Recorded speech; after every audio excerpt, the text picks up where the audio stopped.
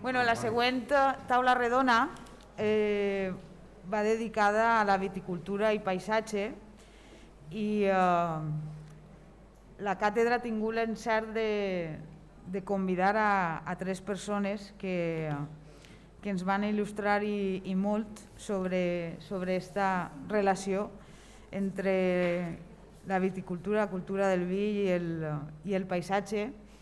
En primer lloc parlarà Beatriz Santamarina, que ella és llicenciada en Ciències Polítiques i Sociologia i en Geografia i Història i ha estudiat el patrimoni mundial com a expressió de conflictes. Sobretot ha analitzat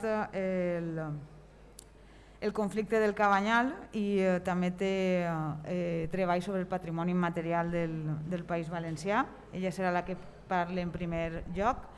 Després també contem amb Luis Vicente Elías, antropòleg, encara que ara em confessava que ell el que és un horticultor excel·lent. És un expert en temes de paisatge de la vinya i de cultura tradicional. En 2012 va rebre el Premi de l'Organització Internacional de la Vinya i el Vi pel seu llibre El paisatge del viñedo i després també és l'autor de l'Atlas del paisatge de la vinya. I en tercer lloc tenim a Rafael Cambra, de Terres dels Alforins, que és un dels enòlegs més destacats del panorama vinícola nacional i que desenvolupa la seva passió en aquest triangle màgic que formen la Font de la Figuera, el Moixent i Fontanars dels Alforins. Així que, sense més dilació, anem a començar ja. Teniu uns 10 minuts per persona. Anem a començar per Beatriz Santamarina, que està connectada. No sé si està ja preparada. I 10 minuts i així després a veure si podem tindre un debat amb la gent o entre vosaltres mateixos. Beatriz crec que no es podrà quedar, però entre vosaltres dos i entre el públic per a fer més enriquidor este intercanvi d'idees. Beatriz. Sí, ¿me oís? Sí. Perfecto. Pues buenos días a todos. A todos y a todas, en primer lugar, dar las gracias a la Cátedra de Cultura de Territorio Valenciano, sobre todo a Chimo, ¿no?, por organizar estas jornadas y por creer que un poco mi trabajo puede aportar alguna cosa. Es curioso que me haya llamado justo en este momento porque hacía muy poco había trabajado sobre Terres dels Alforins y en este momento dirijo un proyecto sobre áreas protegidas. Entonces, en mi caso se junta, ¿no?, o confluye un poco, ¿no?, todo lo que tiene que ver con patrimonio y dentro de ese patrimonio el patrimonio natural, ¿no? Le he querido llamar paisajes y lugares de memorias porque me parece importante, ¿vale?, que nos situemos. Siempre me gusta, los 10 minutos siempre me agobian, ¿vale? Pediros perdón porque no puedo estar allí y porque no podré quedarme hasta el final porque me tienen que vacunar, cosas que pasan, ¿no? Pero yo quería partir de unas premisas, ¿no?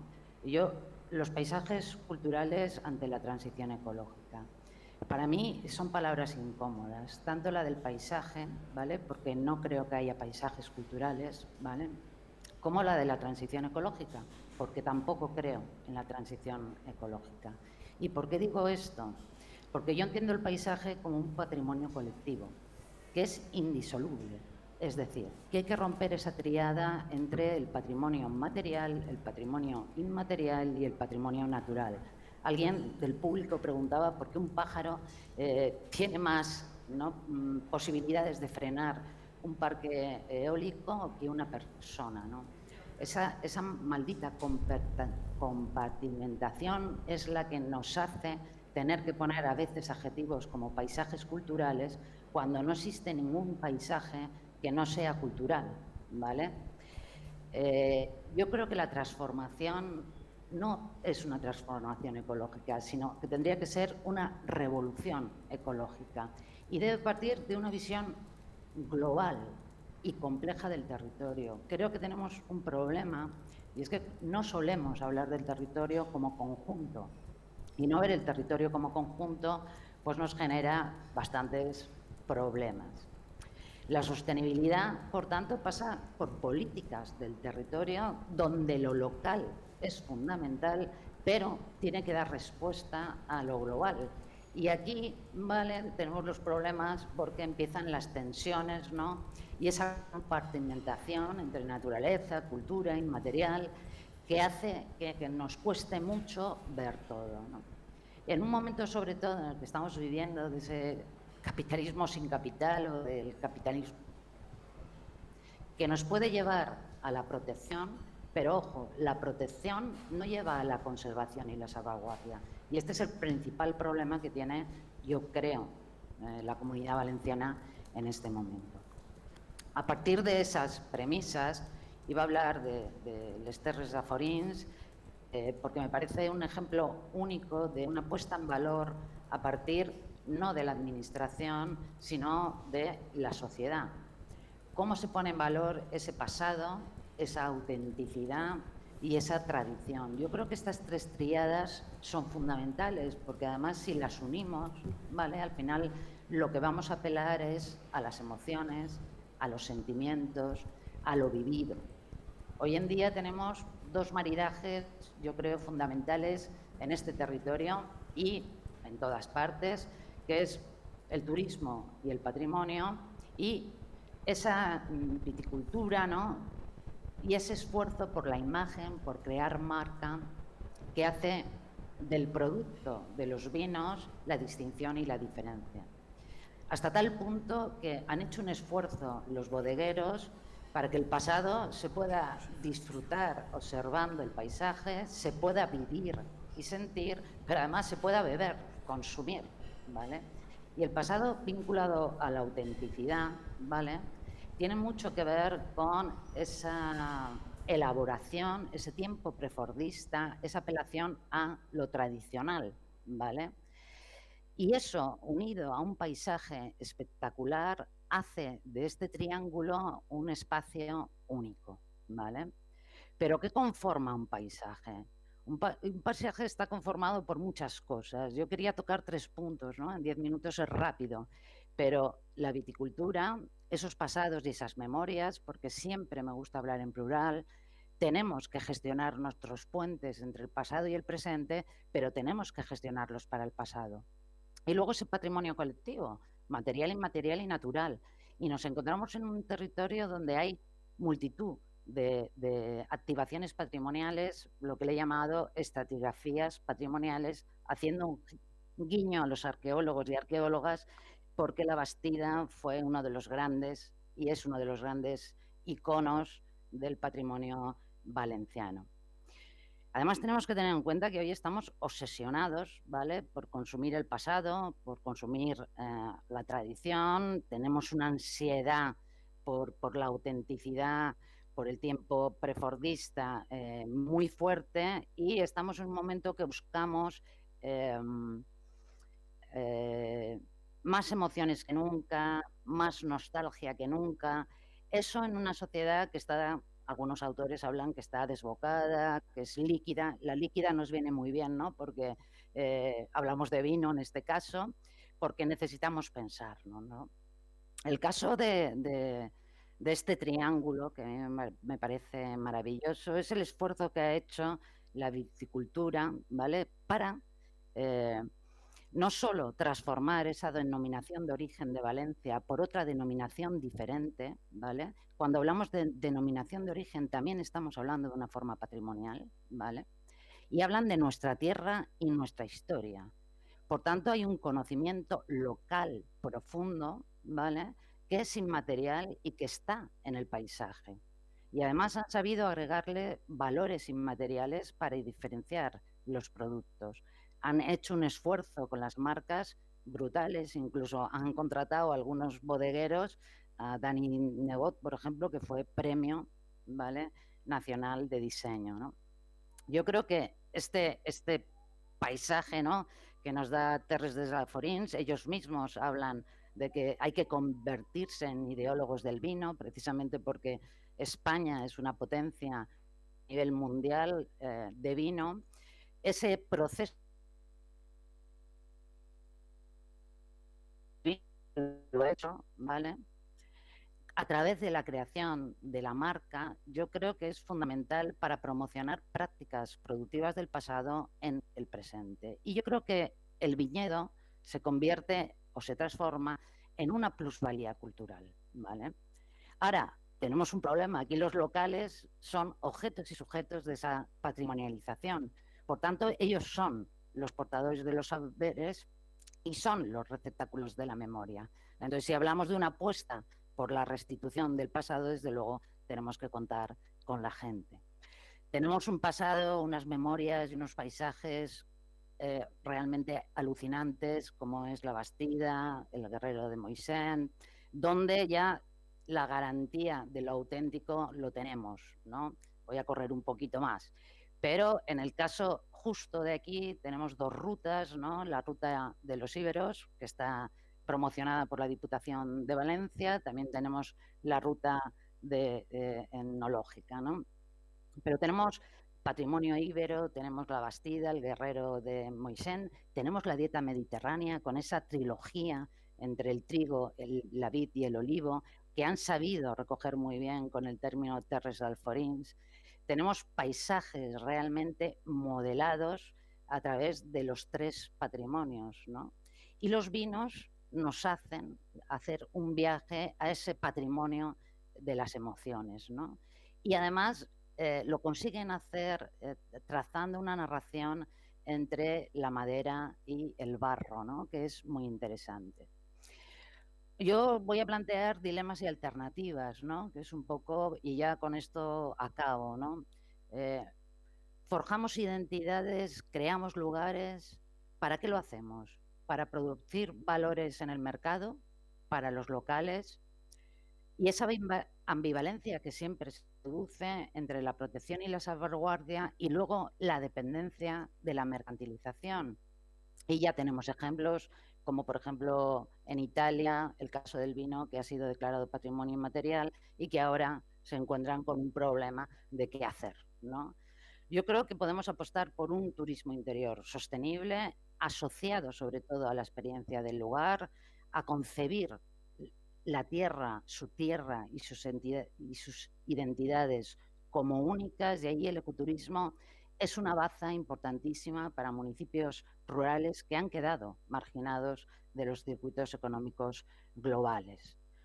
Yo diría que las denominaciones de origen, entendidas como formas patrimoniales, pueden contribuir a las prácticas locales productivas y a mantenerlas vivas, ¿vale?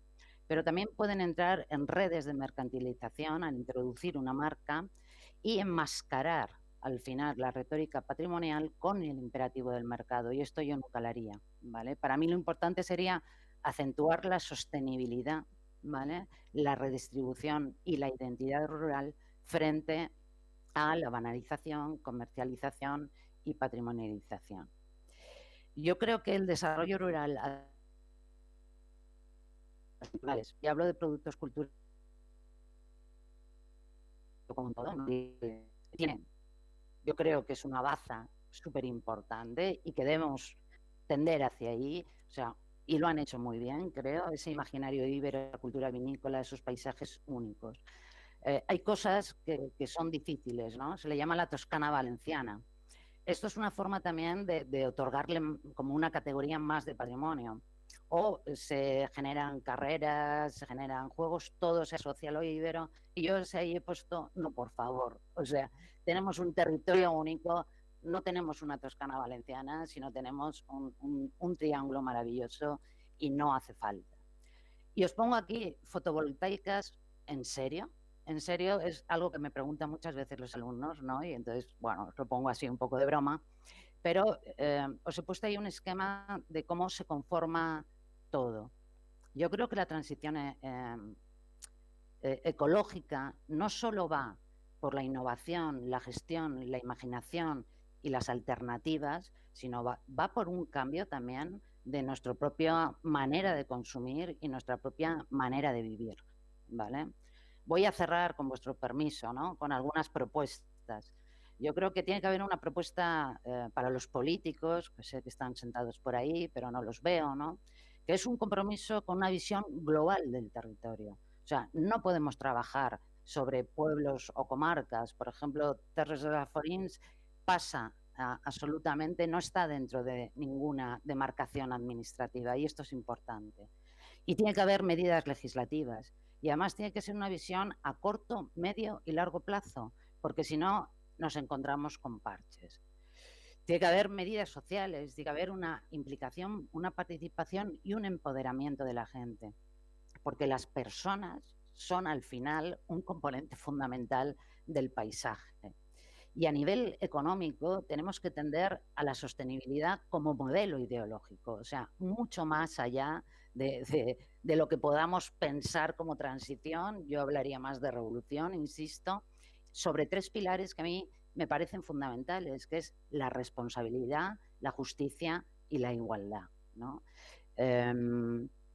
Para mí hay que proteger, esta es la última diapositiva, no os preocupéis, para mí hay que proteger, conservar y salvaguardar.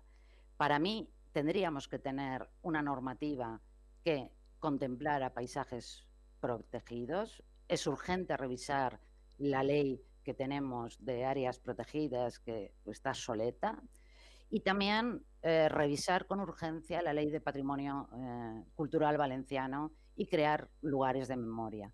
Yo creo que estas serían medidas que ayudarían a esa transición ecológica que nosotros apelamos, ¿vale? El conocimiento local está sobradamente demostrado que ayuda a la biodiversidad. Mantengamos los paisajes que tenemos, mantengamos, apoyemos, empoderemos a las poblaciones, démosles voz y yo creo que entre todos y todas, con mucha imaginación, no solo tenemos que cambiar el modelo energético, sino tenemos que cambiar nuestro modelo de vida. Yo hace años ya hablaba de que vamos hacia un ecocidio, ¿vale?, sin límites. Yo creo que el cambio climático, el calentamiento global, la crisis ecológica, tiene que hacer replantearnos todas estas cosas. Muchísimas gracias a todos. Os he puesto ahí la dirección de Terres dels Forins porque creo que vale la pena entrar y ver todo ese esfuerzo que han hecho por conectar todo el patrimonio que tienen. Muchas gracias. Muchas gracias.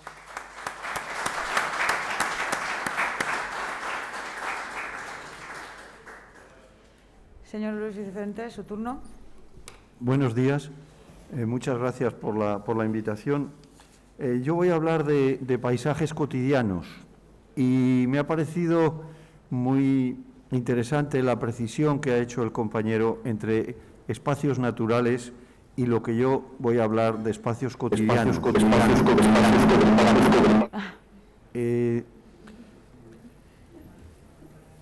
Bueno. Para nosotros el paisaje del viñedo es el resultado de una actividad laboral. Estamos hablando de espacios agrícolas que se transforman a través del trabajo y a través del tiempo. Y lo vamos a ir viendo en este recorrido muy rápido. Y todo esto comparándolo con los espacios naturales que probablemente tienen ese prestigio exagerado en comparación con los espacios cotidianos y les ha dado ese prestigio la posibilidad de estar preservados. Yo siempre digo que el mejor sitio para poner paneles solares es Doñana y que el mejor sitio para los eólicos es Gavarní, Monteperdido, Viñemal. Y todo el mundo se escandaliza y dice, no, es que eso es el espacio de parque, naturales protegidos, etcétera. ¿Qué nos pasa con los espacios agrícolas? Los espacios agrícolas han cambiado extraordinariamente y nunca se les ha reconocido los valores culturales que poseen. Nosotros que hemos estudiado paisajes de viñedo desde la Edad Media hasta esta imagen de viñedos de 50.000 cepas por hectárea, no sé si sabéis que hoy la media serían 3.500 cepas por hectárea, o el paisaje del viñedo medieval que nos refleja el arte, donde viñedos a manta se mantenían entre 800 y 900 cepas por hectárea. Entonces nos vamos encontrando cómo el trabajo y la actividad genera transformaciones que ahora llamamos paisajísticas. Instrumentos tan interesantes como puede ser l'Agnès viticole, este extraño aparato que era arrastrado por las mulas, es lo que cambia la imagen de los viñedos a finales del siglo XIX y comienzos del XX. Anteriormente las viñas no estaban alineadas, es decir, esas líneas maravillosas que el viajero observa en nuestras regiones vitivinícolas no tenían nada que ver hasta que no aparece este curioso aparato. Por lo tanto, para nosotros paisaje es la suma de elementos naturales, territorios, ríos, suelos y las actividades culturales, es decir, el trabajo.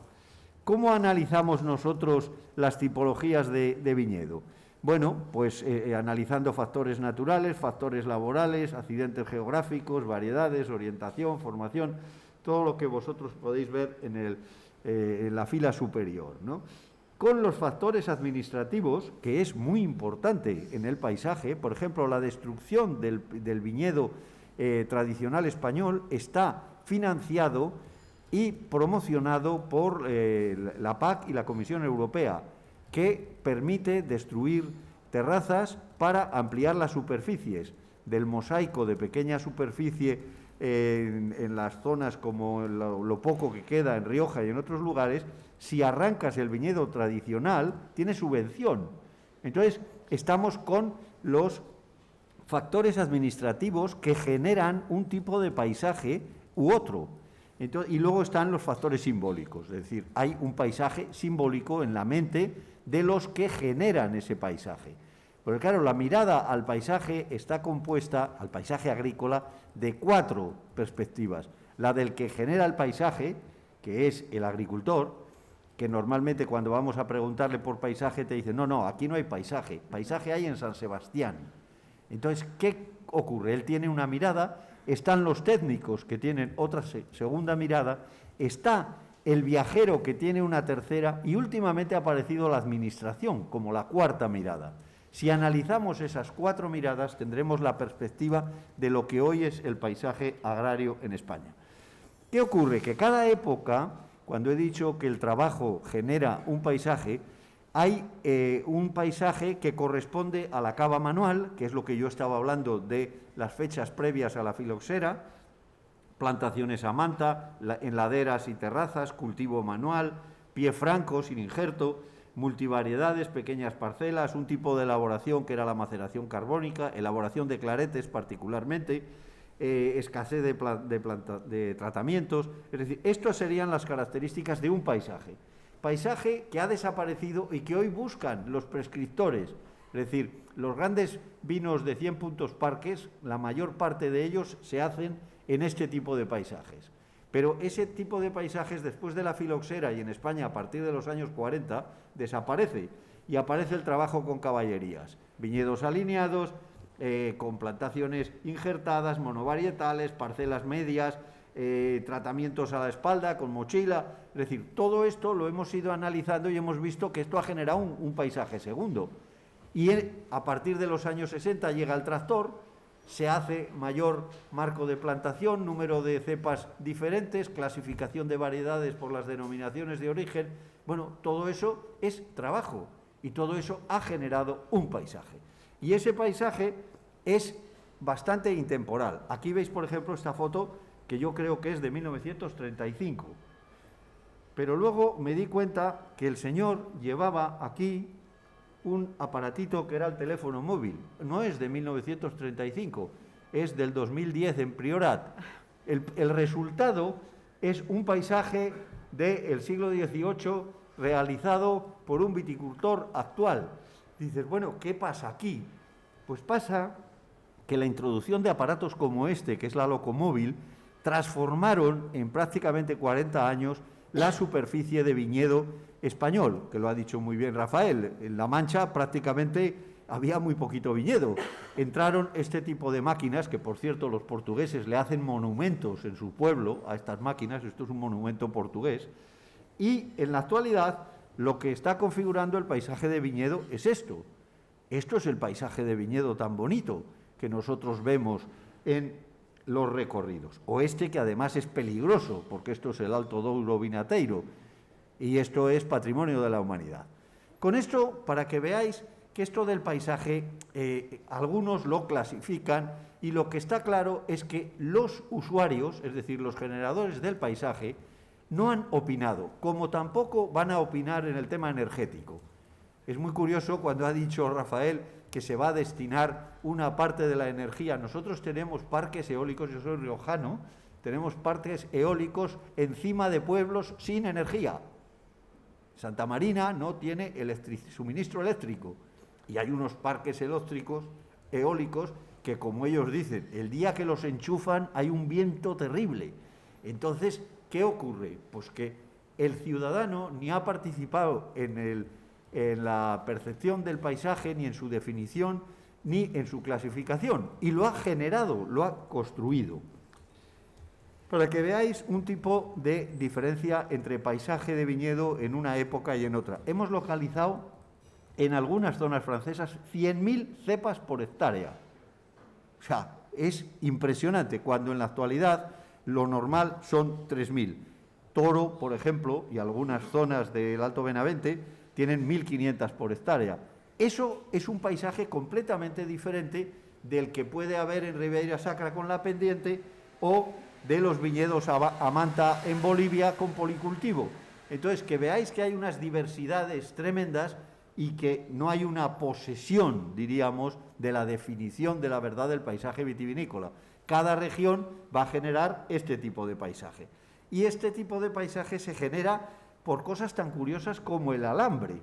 En muchos sitios se dice que eres más viejo que el hilo de alambre, ¿no? El hilo de alambre no es nada viejo, es del año 1845 su aplicación a la agricultura.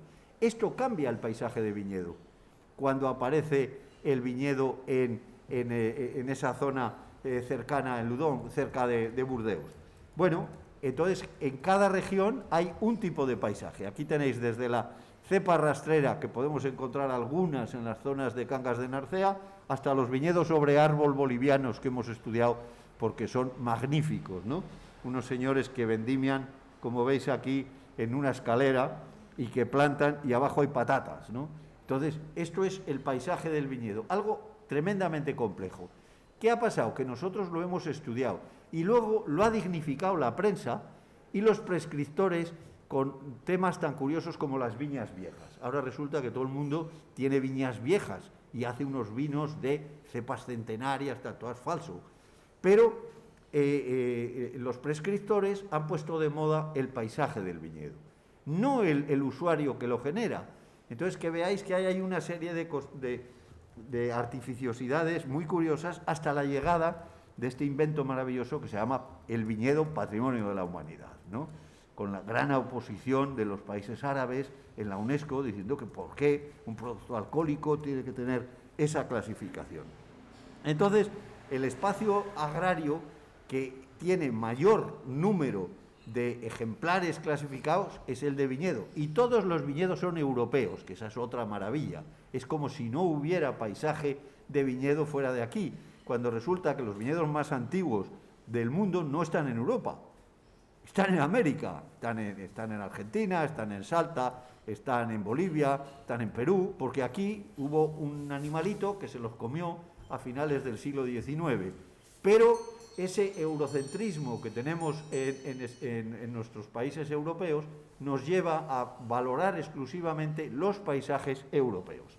Y a través de esto hemos inventado lo del paisaje de viñedo como recurso, ¿no? Que eso es otro segundo paso que en la actualidad estamos generando y que está trayendo pues, un tipo de economía a la región. Pasamos al tema de los impactos. Es decir, cuando se ha dicho que los impactos se están estudiando, esto es un impacto tremendo.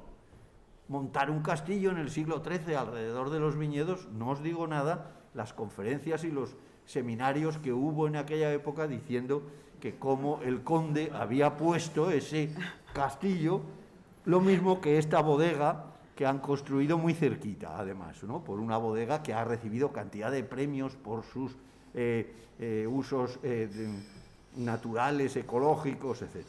Entonces, que se vea que el paisaje agrícola tiene una serie de valores que normalmente no se le atribuyen. Pero nuestros gobernantes, que he visto esta mañana tremendamente optimistas con respecto a todo esto, y yo llevo 40 años oyendo este optimismo, mientras mi tierra se está destrozando, nos están diciendo que no, que esto va a ser fenomenal. Nosotros tenemos ley de patrimonio cultural, es bien de interés cultural, hay un plan especial vitícola que se ha reclamado, hay una directriz de protección de suelo no urbanizable, se va a declarar enorregión y a la vez se van a instalar parques eólicos por toda la región, se van a hacer instalaciones fotovoltaicas sin ningún criterio. Entonces, que no es cierto lo que se está diciendo. Hay una contradicción entre la realidad y lo que se plantea desde el punto de vista teórico y de los técnicos de las universidades y de diferentes centros. Es decir, lo que está ocurriendo en la realidad es otra cosa completamente diferente. Y siento mucho tener que decirlo en una sede universitaria. Pero no hay más que salir al campo. Es decir, yo ahora vengo de hacer un trabajo sobre el vino y el Camino de Santiago. He recorrido el Camino de Santiago por zonas de viñedo y hay un impacto y un destrozo extraordinario. Mientras tanto, tenemos los paisajes vitivinícolas en La Rioja clasificados, hay una serie de acciones para dignificarlos como viñedos singulares, viñedos históricos, pero a la vez, si leemos la prensa, vemos cómo se transmite por parte de la sociedad la desilusión que invade el paisaje del viñedo, porque a la vez que se está hablando de hacerlo patrimonio de la humanidad, el de La Rioja, y Red Eléctrica Española ha pasado con 5 líneas de superalta tensión los viñedos más importantes históricos que generan la uva del barrio de la Estación, con no sé cuántos miles de puntos Parker, porque si son 100 multiplicado por 10 o 12, fíjense ustedes o vosotros la cantidad de valor que tiene por parte de los prescriptores. Entonces, que no nos fiemos. Es decir, los técnicos estamos viendo día a día cómo se está destrozando el paisaje de viñedo a la vez que se está diciendo que va a haber protección, que es un bien de interés cultural, que lo vamos a presentar. ¿Cuál es la razón de todo esto? Pues que la situación agraria forma parte de la propiedad privada. En cambio, el espacio natural es siempre propiedad pública. Y aquí ha habido un cambio. Antes, la propiedad privada agrícola estaba supervisada por los aspectos comunitarios y constitucionarios, como estudia Joaquín Costa, y se veía por dónde tenían que ir los caminos, dónde tenía que estar el crucero, en qué lugar se hacía la acequia, pero había una intervención de los ciudadanos pueblerinos de cada región. Por otro lado, hay una concepción del medio rural como el espacio productivo, ¿no? Ese espacio que va a generar los productos agrícolas. Para nosotros, cada vez se generan menos productos agrícolas, como estamos viendo con las nuevas legislaciones de la PAC, y más se convierten en espacios de infraestructuras. Nosotros lo que vemos es que hay nuevos proyectos del AVE por La Rioja, nuevos proyectos de gasoductos, desdoblamientos de carreteras, subvenciones europeas para transformar los viñedos tradicionales en viñedos de gran superficie y marcos de plantación diferentes para la mecanización, y a la vez nuestros vinos de Rioja. ¿Saben ustedes, sabéis cuánto cuesta de media una botella del maravilloso vino de Rioja? No llega a 4 euros la botella, teniendo vinos como López Heredia, bodega en la que he trabajado los últimos 15 años, que valen 180 y 200. Bueno, pues la media vale 4. ¿Por qué? Porque cada día hacemos peores vinos a la vez que hacemos mejores. Pero el cliente eso no lo está entendiendo. Dice, ¿por qué un crianza en Rioja vale 2,85 y otro vale 35? Entonces, hay todo un mare magnum dentro de este sistema y está perdiendo el territorio. Y por otro lado, está ese mito de la compatibilidad. Mira, es que lo que hay que hacer es unir lo agrario con las nuevas tecnologías. Es falso, porque el viajero que llega dice, ¿pero qué habéis hecho aquí? ¿Cómo habéis puesto estas torres de alta tensión si veníamos a La Rioja pensando que esto era una maravilla y tal, esa visión bucólica del madrileño que va a ver el paisaje? No es posible compatibilizar esos dos ámbitos.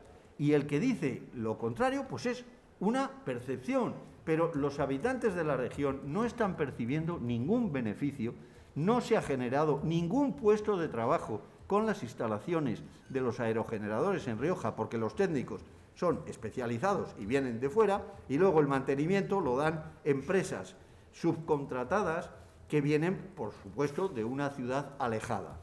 Con lo cual, esa magnificación del concepto de energía es lo que nos está llevando a todo esto, cuando lo que es realmente progreso es reducir los consumos, no incrementarlos cada día más, porque esto va a llegar al infinito. Es decir, no, señores, no vamos a hacer más plantas ni generar más energía, vamos a intentar reducirlo. Y sobre todo eso sería sostenible. Lo contrario, pues claro, hay que leerse los estudios de lo que cuesta generar los aerogeneradores, desmontarlos y tirarlos a la basura, que ya los que tienen 20 años hay que quitarlos. Y no se sabe qué se van a hacer con ellos. Solo pedimos, en el caso de Rioja, un plan de infraestructuras para el espacio agrario general, no para los aerogeneradores, para lo total, es decir, ¿qué hacemos con el territorio? Y con esto he terminado, y ver cómo en el siglo XII ya estaban los viticultores generando trabajo y se representaba, como no había PowerPoint, en los capiteles del monasterio de San Zoilo en Carrión de los Condes. Muchas gracias.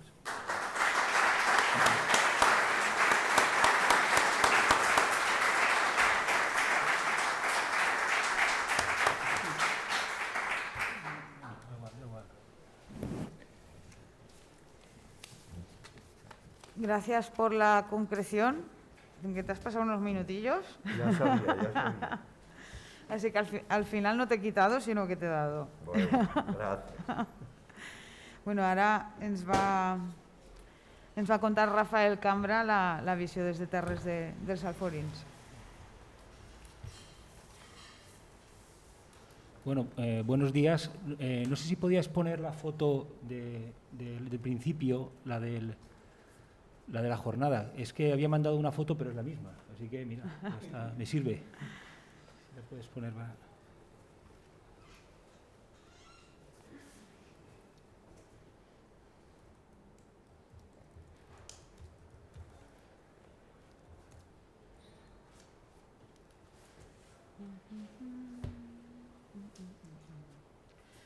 Si vols començar, mentre Sí, va... empiezo porque también está allí. Bueno, en primer lugar, quiero agradecer públicamente a la Universidad de Valencia, al Instituto Interuniversitari de Desenvolupament Local, a la Cátedra de Cultura Territorial Valenciana y finalmente a la Consejería de Política Territorial, Obras Públicas y Movilidad por la invitación a esta mesa redonda que tiene como tema viticultura y paisaje. Represento a viticultors y productors de les Terres dels Alforins, una asociación de 10 bodegas situada en los términos de Fontanars, La Font de la Figuera y Moixent. Represento también a un colectivo que es Amics de Terres dels Alforins, constituido por las 10 bodegas anteriores más otras tantas más que están completando el sector del vino de nuestra zona. Jóvenes viticultores, vinos de garaje, también propietarios rurales, abogados, profesionales de profesiones liberales que se han unido y aportan experiencia a nuestra asociación por su conocimiento. La intencionalidad de la foto que os pongo detrás es múltiple. La finca se llama Cal Ros des Frares. Nuestro apreciado y coetáneo Miquel Francés ha sabido captar la belleza de nuestro paisaje con gran sensibilidad y con sus innumerables fotos. En la que estamos viendo la ha captado hasta sus adentros. 2 casas dispersas, rodeadas de pinares, en simbiosis con la paleta de cultivos mediterráneos que las rodean. Almendros, olivos, cereales, viñedos. La casa situada un poquito más arriba, de perfil más tradicional y austero, contrasta con el conjunto de casas centrales, de corte señorial, rodeada de su pequeña iglesia y conventillo, para el descanso estival de los clérigos que allí habitaban, hasta 1940, que pasó a la familia de nuestro compañero Ramón Mora. En ella observamos la esencia del paisaje de Terres dels Alforins, un espacio sensatamente humanizado, citando a Vicente Lladró, de lo primero que se empezó a humanizar sabiamente en estas tierras cuando aún faltaba mucho para llamarse valencianas, remata Lladró. Las 2 torres que vemos, imponentes, sufren unas grietas por una dana del 2008, pero también lloran porque unos hombres vestidos de gris han intentado instalar placas solares en sus fértiles y hermosas terrazas. Lo nuevo amenaza lo antiguo, aunque no siempre ha sido así. La mezquita de Córdoba se inició en el año 786 y fue el centro religioso más importante del califato de Córdoba durante 5 de los 8 siglos de dominio musulmán. Para cuando Córdoba fue reconquistada en 1236 por los cristianos, la mezquita ya se había convertido en un símbolo muy querido por la ciudad. En vez de ser destruido, se dedicó a adaptarlo al culto cristiano. ¿Dónde está el maná de los cómicos?, se preguntaba José Sacristán en el viaje a ninguna parte. Y me pregunto yo, ¿y dónde está el maná de nuestros agricultores? ¿En qué tierra prometida caerá? Somos conscientes del problema que subyace. El bajo precio de cultivos como el cereal, los infortunios de nuestros almendros, dicen que nuestros productos tienen un precio bajo, que el futuro de la agricultura de secano en el Levante es incierto.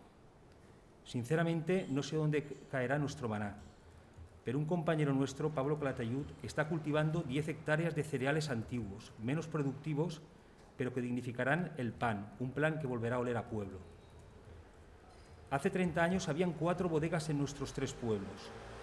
Hoy hay 16, con presencia en el mercado local y con vocación exportadora, e iniciando proyectos de enoturismo los fines de semana. Os hablaré de nuestra viticultura. Primero de la española. En el principio de los 80 habían 1.300.000 hectáreas de viñedo. En 1995 bajaron a 1,2 millones. En 2020, 880.000 hectáreas. Gracias a un estudio de un compañero agrónomo nuestro, Pablo Rubio, os daré unas cifras del viñedo de nuestra zona en esa misma época, del 95 al 2020. En nuestra vecina Villena, la cantidad de viña ha bajado de 4.100 hectáreas a 2.795. En Pinoso, 3.959 en el 95 a 2.500 hoy en día. Por coger un ámbito un poquito más nacional, en el Bierzo ha bajado de 10.000 hectáreas a 8.000, aunque es una zona que ahora sabemos que está en pleno apogeo. En nuestra zona, la Font de la Figuera tenía 1.054 hectáreas en el 95, hoy cuenta con 1.053. Fontanars, 1.129 en el 1995, hoy en día 2.772. Pero volveré a la mística de Cal Roig, un paisaje que evoca al sosiego, a la armonía, a la mística. Nuestros vinos son una continuidad de nuestro paisaje, una gratitud que recibimos en cada vendimia de nuestra tierra, a cambio de cultivarla con respeto, a cambio de nada. Que la transición energética la afrontemos como un aprendizaje, en nuevas formas de vivir y relacionarnos entre nosotros y el medio ambiente, entre la gente que habita los pueblos, la iniciativa privada y la administración. Porque en esta transición energética múltiples factores concluyen. La creación de una nueva catedral en el centro de la antigua mezquita de Córdoba se inició en 1523 bajo la autorización del emperador Carlos I.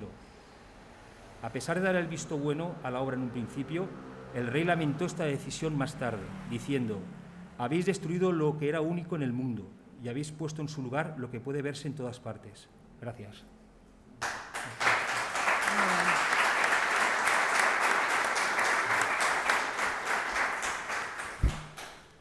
Molt bé, moltes gràcies per la brevetat, perquè han sigut 5 minuts i 14 segons. Estic cronometrant-vos, així els que vingueu després darrere també que sapigueu que més o menys anem a intentar controlar l'espai. No sé si teniu...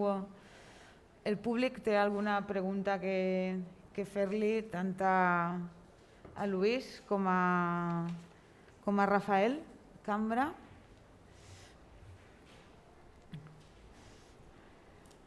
Ha comentado usted, si no le voy preguntando yo, que en parte contrasta con lo que nos ha contado Rafael al principio de la jornada, que usted no ve compatible, ¿no? Estos modelos de placas fotovoltaicas o de líneas eléctricas, ¿por qué no las ve compatibles? A ver, yo voy a poner un ejemplo. Acérquese al micro. En La Rioja tenemos, y perdonar que esté hablando de ese territorio, podría referirme a otros. Tenemos lo que se llamó parques industriales en la mayor parte de las localidades, con superficies que pueden llegar a 150, 200 hectáreas.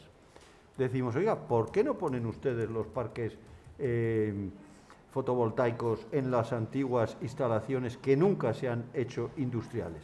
Y nos dicen, no, porque eso no es buen negocio. Es decir, detrás de todo esto hay un negocio extraordinario.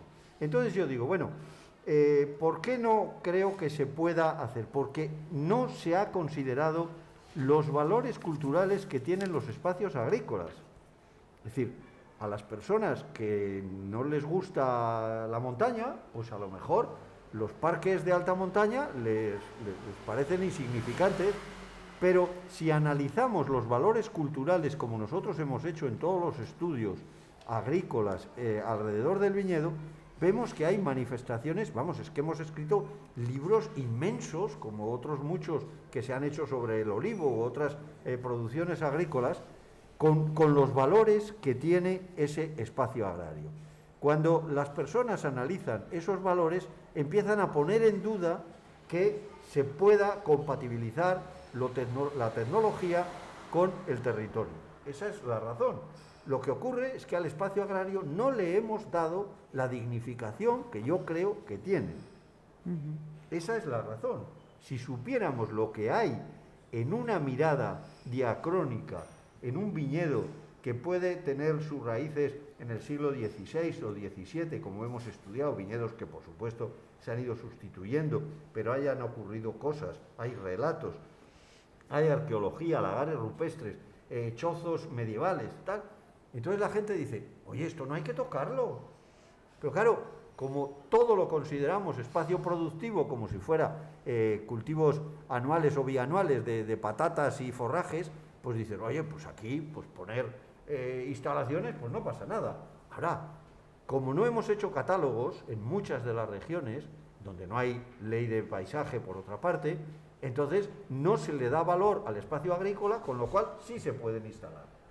Nosotros decimos, vamos a darle el valor al espacio agrícola y entonces la ciudadanía, que parece ser que es la que decide, pero al final nos damos cuenta de que no es la que decide, porque los habitantes de las regiones en las cuales se van a poner los nuevos parques eólicos no han tenido noticia hasta que no han aparecido en los boletines de la región correspondiente. Esto ha pasado en el Bierzo, debajo del Tineo, ha pasado en muchísimas zonas de España. Entonces, claro, si los ciudadanos no lo conocen y no tienen capacidad de respuesta, pues se los instalarán. Esa es la razón por la que veo que no es compatible.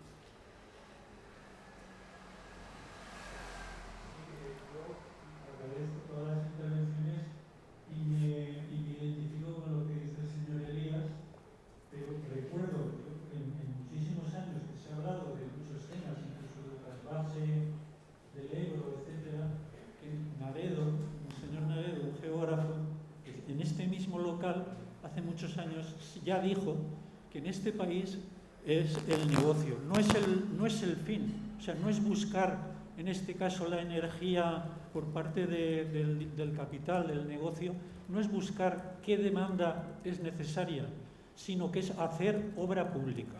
O sea, era la finalidad de por qué se hacen estas megaestructuras es porque hay que hacer mucha obra pública, porque da dinero a muchas empresas, contratistas y subcontratistas. Eso más o menos es lo que ha dicho usted. Y yo lo corroboro porque lo vives todos los días. Y luego un punto respecto al tema del plan eólico y de los parques eólicos. Aquí no se habla nada de una cosa que se habla mucho por ahí, que es lo de la España vacía, que la España vacía, por si ustedes que vienen de fuera de Valencia no lo saben, aquí tenemos muchos pueblos con densidad de habitantes del orden, como mucho, de 3 habitantes por kilómetro cuadrado. Entonces, ¿qué pasa?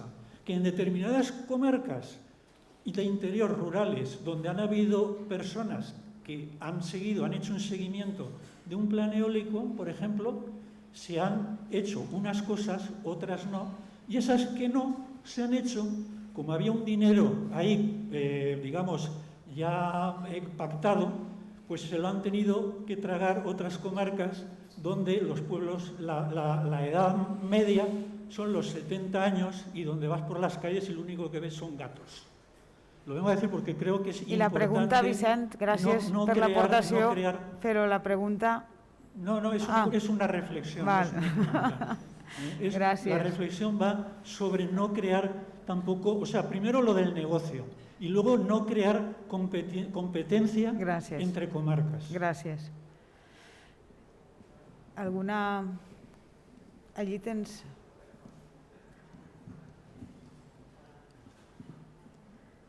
Hola, buenas. Miren, yo soy de Yecla, al lado de Villena, ciudad eminentemente vitivinícola. Actualmente, hace unos años, empezaron a poner cultivos intensivos, sobre todo por todos los productores que estaban sacando de la zona del Mar Menor, y actualmente habrán unas 1.500 hectáreas de cultivo intensivo, todo plastificado y esquilmando los recursos, los acuíferos de Yecla, que son compartidos con Villena y con Caudete. Esta producción también se está, en la zona sur de Caudete, también se está desarrollando con tremenda intensidad, cada año van creciendo y creciendo más, y también se está desarrollando en Villena. Todos estos cultivos se están arrancando viñas y se están poniendo este tipo de cultivos. Esto se hace porque los cultivos vitivinícolas en muchos casos no son rentables y no hay un relevo generacional en esta producción, y el productor, que no es un productor sofisticado con maquinaria, tiene dos opciones: o perder dinero todos los años o arrendar las fincas a precio irrisorio, y en Alto Vinalopó se está arrendando a 150 o 200 euros hectárea, que para 100 hectáreas son 15.000, 20.000 euros al mes, que es ridículo. Entonces, si determinados propietarios del terreno quieren mantener los terrenos en el patrimonio familiar y no pueden mantener una explotación porque no es rentable, si ven una solución en la fotovoltaica, y yo considero que sí que se puede compatibilizar a efectos paisajísticos con determinadas medidas compensatorias y una regulación en donde se tenga que emplazar, ¿por qué no se tiene que hacer? Porque es una problemática. A efectos de paisaje se habla mucho de renovables, pero de lo que no se está hablando y afecta muchísimo al Alto Vinalopó, está afectando y va a afectar más, va a ser en cultivos intensivos. Porque eso sí que no pagan impuestos en el municipio ni un céntimo, esquilman todo el agua, cuando acaben con el agua se irán a otro sitio, y puestos de trabajo no generan porque se los traen todos los días en autobuses de Murcia. ¿Y la pregunta era tan... Sí, ¿no? Que a efectos paisajísticos, ¿qué consideraciones tienen respecto a la implantación que se está realizando con cultivos intensivos? En Villena ya se está haciendo con bastante intensidad, y si a efectos de elección, si consideran más favorable la implantación de renovables o la implantación de cultivos intensivos. Bueno, tienes razón, porque no sé si sabéis, la media del precio de uva en España no supera los 25 céntimos kilogramo, cuando la media en Francia, por ejemplo, está alrededor de 4. Entonces, es lógico que ciertos cultivos desaparezcan, y además estábamos hablando de que al no haber una supervisión comunal sobre la propiedad privada, pues el particular puede arrancar los viñedos, plantar otra cosa, o ahí están las normativas municipales que puedan proteger territorios, pero tiene que haber primero clasificaciones de territorios. Es decir, los municipios, esa imagen que nos ponía de Sepúlveda, pues yo me he quedado sorprendido, ¿no? Digo, bueno, qué bueno que un ayuntamiento esté preocupado, porque lo que está claro es que se puede instalar cualquier tipo de impacto, porque son los vecinos los que realmente ocurre. Pero yo a lo que voy también es ¿por qué somos tan reacios a negarnos? Joder, o sea, decir, bueno, es que no queremos este tipo de instalaciones. Y tienen que ser los propios municipios y los propios habitantes. Es decir, no estamos hablando también de otra parte que son los habitantes. Porque claro, cuando salen esas manifestaciones como la de Reynosa o las que está habiendo ahora en La Rioja, normalmente ¿saben quién va? Los vecinos, o sea, los nacidos en el pueblo que no viven, que están en Logroño, que están en Vitoria, esos están cabreadísimos, porque tienen una mirada diferente del usuario habitual. Y nosotros como antropólogos que estamos todo el día haciendo encuestas y hablando con ellos, hay una resignación. Dice, pero chicos, pues al final que los pongan, ¿no? Total, ¿qué daño nos hace? I en els alforins com se produeix aquesta dicotomia entre els propietaris? Sí. Vull dir, hi ha propietaris que estiguen a favor? Sí, sí, també n'hi ha propietaris que han arrendat les terres, lo qual nosaltres també respetem, no? Però sí que n'hi ha propietaris que han arrendat. De fet, tot això està en marxa perquè s'han deixat, no? Han firmat, han signat i no sé, yo respondiendo también tu pregunta, no sé, por ejemplo, en mi caso, mi familia tiene tierras en otro sitio que no es Fontanars y yo no me opongo, o sea, no nos oponemos en ningún momento se tienen que poner, o sea, no, lo que hay que ser valientes para definir esos suelos, ¿no? Yo recuerdo, mi origen viene del vivero de la viña, ¿no? De la plaga que ha comentado antes Luis Vicente, la filoxera, arrasó el viñedo y se creó un comité nacional de expertos para intentar solucionar un problema tan grande que creaba despoblación en toda Europa, ¿no? Y aquí hemos oído gente sabia, ¿no? Ese comité de sabios que podía crearse, lo que para aquí vamos cada uno por un lado, ¿no? Y sería una lástima. Yo voy a aprovechar esta sinergia de gente con este capital, ¿no? Que sabéis tanto con esta sensibilidad, y debería crearse algo parecido porque es otra filoxera lo que tenemos aquí encima, es un reto que tenemos que afrontar y no lo negamos. Yo creo que lo he dicho en mi ponencia, ¿no? Afrontarlo como una oportunidad y un aprendizaje, ver en qué zonas se pone, pero también las zonas que se han ganado por su historia un valor, las que hemos defendido, no sé, ya digo, las que también están hoy en día funcionando a nivel pues de vino, pues no sé, respetémosla. La mediocridad no puede ir, o sea, esto de que pongo 2 cipreses y tapo el parque que tengo al lado en esta zona, no, yo coincido en esto con Luis Vicente, la mediocridad no, eso vulgariza, ¿no? Es un poco como la mezquita, ¿no? El plantarla ahí encima a la otra, pues no. A ver, yo pongo siempre el ejemplo, o sea, ir a Borgoña. O sea, ¿por qué en Borgoña no hay carreteras, no hay conducciones, hay pequeñas carreteras, hay pequeñas instalaciones eléctricas? ¿Sabes cuánto cuesta el kilo de uva en Borgoña? De 7 a 10 euros kilo. Vete a decirle al propietario que le vas a pasar una línea eléctrica por su... En cambio, en España tenemos esas normativas adoradoras de la energía que dicen, estos son de interés supralocal, supramunicipal, supracomunitario. En Sant'Emilion han parado el AVE los bodegueros y no va a llegar el AVE a España. Y aquí, en La Rioja es divertidísimo, cada vez que aparece un partido político cambian el trazado. Estamos esperando, tú que eres ciclista, que ya lo suban por la demanda. El próximo partido político lo va a subir por la demanda. ¿Por qué? Porque lo que ha dicho el señor, hay que hacer obra pública y hay que ir muy rápido a Miranda. Nosotros vamos a tener un AVE que va a unir Logroño-Miranda, 54 kilómetros, en cuyo autobús subo yo casi todos los días solo. De Logroño, yo vivo en un pueblo de 700. Subo solo, no va nadie a Miranda, pero hay que hacer obra pública. Y otro punto, por supuesto que hay que hacer instalaciones, pero no la hagan ustedes en esta foto, no la hagan ustedes en los viñedos históricos riojanos, no lo hagan ustedes. Y entonces, claro, dicen, ¿y dónde las hacemos? Bueno, pues que vengan los técnicos y nos digan, vale, pues vamos a contratar a no sé quién.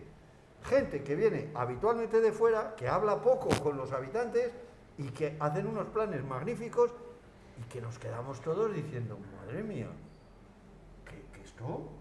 Entonces, que por supuesto que en algún lugar habrá que instalarlo, pero vamos a clasificar, pero también veamos ejemplos, es decir, vamos a ver la Toscana, vamos a ver Borgoña, vamos a ver Médoc, vamos a ver qué han hecho en otros lugares donde se ha dignificado la producción agrícola. Molt bé, pues si... Hi ha un altre torn de paraula i demanat, i si no ja... Jo em diuen... vinc de la zona del territori més a l'oest, quasi ja lindant als cines veïns de Llecla. De per mig tinguem un territori prou oblidat i mai anomenat. Jo m'alegrava aquests dies passats perquè una bodega valenciana ha adquirit propietats en aquest territori, que són els alforins de Capdet. I fent referència al conseller i fent referència de lo que és la singularitat d'un territori que deia el professor Mata, es contempla estos territoris fora, no són fora, sinó que perteneixen a altres administracions, com seria la Junta de Toledo, de Castilla-La Manxa, on resideix la seu d'este Capdet arrebatat, 400 anys de pleit, perdut, estudiat i analitzat en tesis doctorals de gran importància i rellevància, en la singularitat d'aquest territori es contempla que parlem, que se definisquen les mateixes figures administratives, històriques, per donar-li aquest carisma tan singular i tan autèntic de projectes en ànima, com és el projecte d'Origen, tan benvingut al territori moixentí, que Moixent sempre hem mirat, d'aquesta quarta mirada, que així deia el professor, del viatger. Des de l'època dels primers tractats de viatges en el territori de la columna vertebral del País Valencià, es fa referència a aquesta singularitat des que el viatger... Demanaria breve més concisió, si pot ser, per favor, perquè anem un poc ja més mal de temps. D'aquesta quarta mirada que ens apunten els viatgers històrics, que aglutine més enllà la mirada de no sols de la sombra o a l'ombra de 3 campanars. Obriguem més el ventall per donar-li major rellevància i més poder documental i com a projecte europeu de paisatge. Sí. Porque comparto una parte de lo que aquí se ha dicho. En el tema de renovables, el asunto es que las limitaciones las ponga el Miteco o la comunidad autónoma o un ayuntamiento, es que utiliza el sistema de tierras excluidas y en el resto todo vale. Es decir, yo quiero recordar que ese era el principio de la Ley de Urbanismo del 98. Y en el caso de Menorca, lo digo porque darnos con un esfuerzo político y social y público, se ha ido a las zonas preferentes de implantación, con lo cual se ha reducido mucho. No se llega a definir, como algunos han dicho en Menorca, si tienen ese carácter de producción intensiva industrial, tratémoslos como un suelo industrial y definamos las zonas de implantación. Pero sí que no se ha ido a decir aquí no se puede, sino que aquí preferentemente. Esto es un tema de ordenación urbanístico muy complicado, porque lo que está generando una disponibilidad muy alta es que los grandes inversores y operadores se puedan posicionar en el territorio por conveniencia, que a veces tiene que ver con la desestructuración y envejecimiento de los propios pueblos, como hemos dicho, ¿no? Es verdad que en Sigüenza, con 4.000 habitantes y 700 kilómetros cuadrados de término, pues yo lo voy a decir también, ha habido una asociación y una alcaldesa que han dicho, aquí tenemos que hacer algo. Lo digo también por ver que hay maneras de intervenir en lo público y en lo social, ¿no? Pero creo que es un problema tratar esto solo como excluimos esto y en el resto porque queda mucho, ¿no? Y entonces, bueno, pues corremos un riesgo. ¿Que no poner nada sería todavía peor? Pues probablemente, ¿eh? ¿Que todo no cabe en los polígonos industriales? Ahí está la duda. Probablemente no. En algunos sitios probablemente sí, porque se declaró suelo industrial que está vacante de uso que cabrían. Pero ahí hay que ir a cada caso. Bueno, perdonad que me enrolle, pero lo digo porque cuando hablo de compatibilidad no estoy hablando de compatibilidad a cualquier precio, sino con un planteamiento de ese tipo. Molt bé, moltes gràcies. Pues donem fi a esta interessant xerrada.